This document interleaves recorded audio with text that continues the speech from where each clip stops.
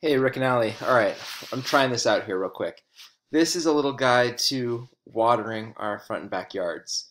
So hopefully you can see my mouse, but this is a little tree to water, this buffalo grass patch, this Leroy dried garden, this Leroy dried garden. The grapefruit tree is most important. And over here we have a little aloe, a potted cactus, and this big thing of aloe.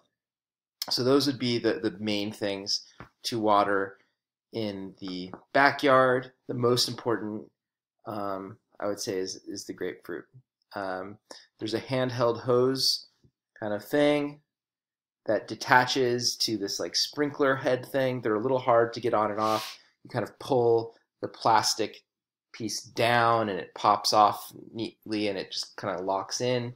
If that's too much of a hassle to get things on and off, you can just use the handheld sprayer. So that's it for the backyard, and I'm going to press pause and try it again on the front.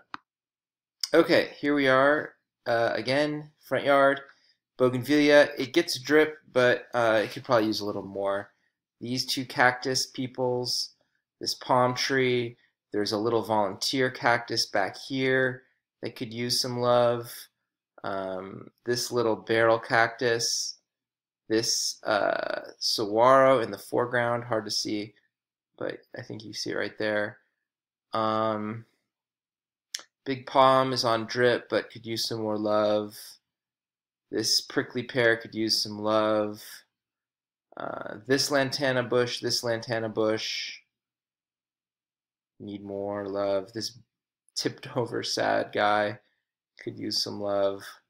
And just a little bit for these potted cacti up here. So that's it on the front. Pretty simple.